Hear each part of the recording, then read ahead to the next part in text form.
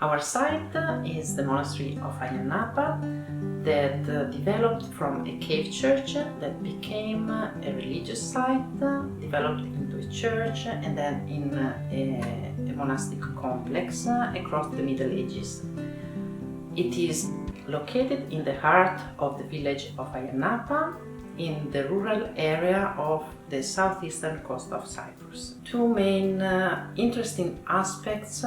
of this site are the fact that it's still a in-use religious site, so it's very important for the religious life and identity of the community,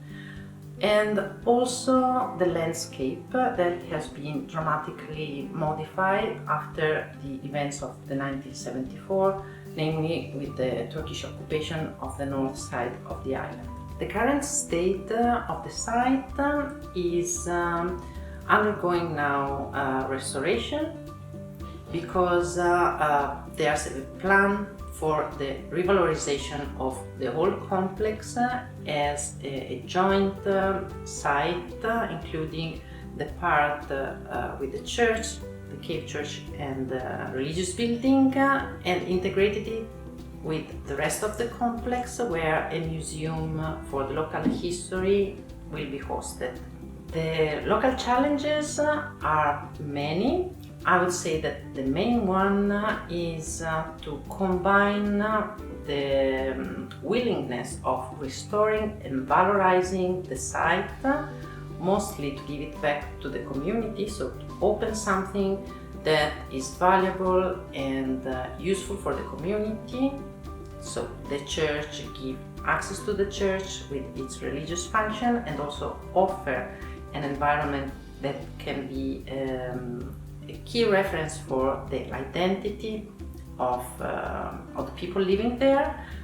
and telling also the story. All of this is in the heart of a heavily built area that is oriented towards a mass tourism model. So the main challenge is to combine the mass tourism that is mostly based on a resort model, so beach and night clubbing, within the cultural tourism that hopefully will be fostered by the presence and the development and valorization of the site. The local stakeholders have been very present and engaged from the very beginning of the project, and they were very willing to collaborate and cooperate with the Ghost Action in creating the Living Lab, developing it, and also they were very friendly with the two short-term scientific missions we hosted in Ayia Napa. They are basically the Department of Antiquities, that is the authority managing the cultural heritage of the island, and of course the Church of Cyprus, in this specific case the bishopric of Constantia and Famagosta. Then we have of course the municipality, the Deputy Ministry of Tourism and other local associations that were engaged, the Tourist Board for the promotion of tourists and the area. All these stakeholders understand now that the model of tourism that has been carried out for the last 3 decades at least is not sustainable anymore, and that they need to change the offer, not only for the tourist to avoid seasonality, so to cover also the month that the area is not visited, but mostly to offer a different experience to the tourists, but also to the locals living there. The vision for the future is to set the monastery of Ayia Napa, the cave church, as a key element to foster on one side the underground heritage, and on the other to enhance the feeling of belonging and identity of the area. This can actually be a very good starting point to promote not only the monastery, but starting from the cave church and creating a network of underground built heritage sites of the area that can really be the catalyzer and the promoter of a new sustainable form of approaching the cultural heritage, but as well the landscape, and to change a bit also the economy towards sustainability. Moreover,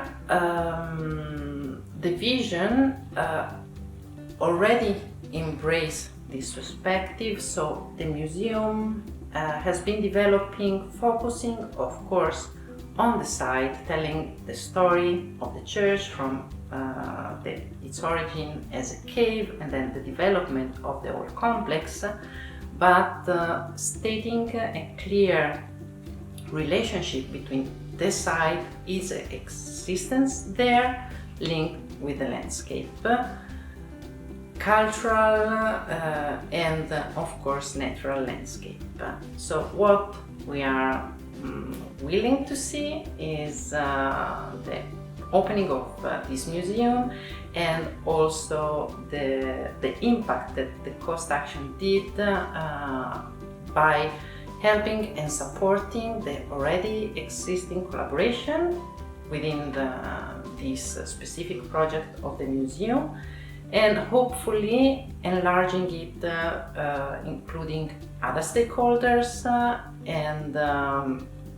making it, transforming it in something that it's on a more practical level can bring benefits to the area.